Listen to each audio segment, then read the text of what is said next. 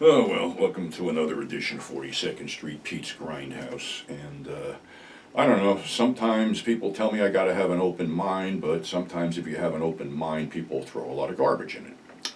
So, I had watched this porn film called Corruption the other day. And it stars Jamie Gillis, Vanessa Del Rey, Tiffany Clark, Bobby Astor, Samantha Fox, George Payne, bunch of people. It was directed by Roger Watkins. If that name sounds familiar, he is the guy behind another 70s atrocity, Last House on a Dead End Street. It seems that he graduated from that to hardcore porn, and I figured, all right, let me give this a shot. Well, I don't know what they were aiming at because the plot's rather murky and it involves Jamie Gillis and his wife, I get Tiffany Clark, are obviously indebted to somebody and have to pay a debt, but there's also a payoff at the end which is never realized for whatever reason. It just becomes disjointed and murky, and if you're looking to see what good actors Gillis, Vanessa, and some of the others are, you will get that because they can actually act, and their acting is on showcase here. As far as the sex scenes, well, they know what they're doing. The sex scenes are good. They're kind of weird because at one point, Gillis, his brother, is played by Bobby Astor. He's the sleazier of the two, and he never has a sex scene with anybody, by the way.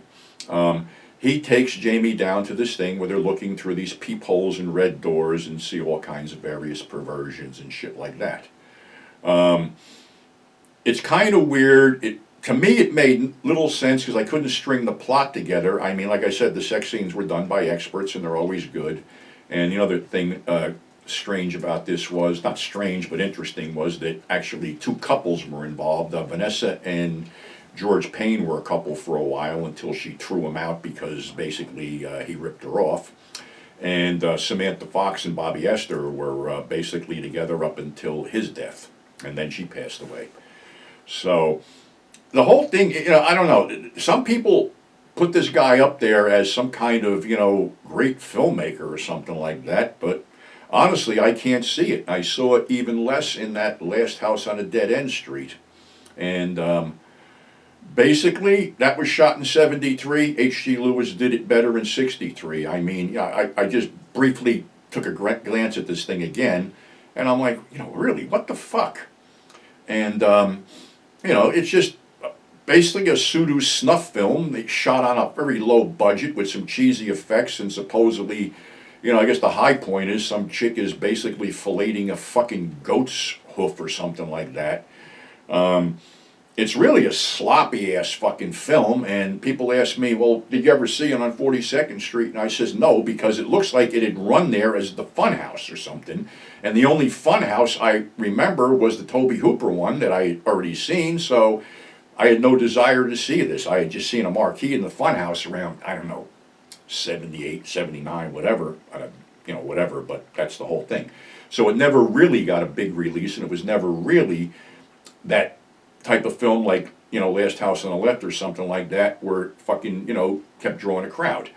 But, of course, it was shot by a junkie because he admitted that basically these guys were doing speed through the whole thing. And I think when Roger Watkins did do an appearance up at Cinema Wasteland, he was in the bar and dumped a whole bag of drugs on the table and told everybody to help himself. So it's no mystery to me why, Sleazoid Express, guy Bill Landis would basically love this film because it's junkies enabling junkies. And some people have embraced this film as this timeless classic. It's not. The film is basically a piece of shit and hits the lowest common denominator as a pseudo snuff film. And it doesn't even work in that context. It's sloppy, it's badly edited, and badly acted.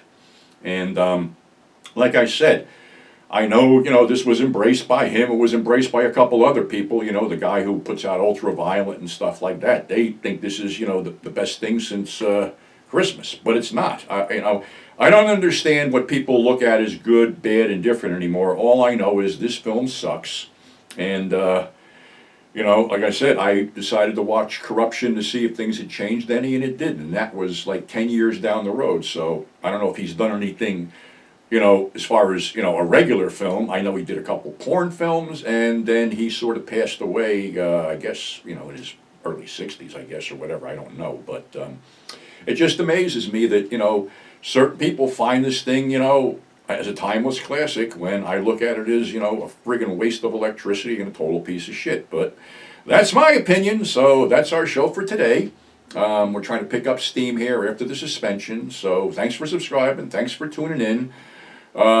Don't forget to check out the website, www.42ndstreetpete.net, and go on the fuseboxshow.com to check out some other cool stuff, as they have a cool show, and we have a Grindhouse Minute on there and some other cool stuff. So until next time, stay safe, and we'll catch you on the flip side.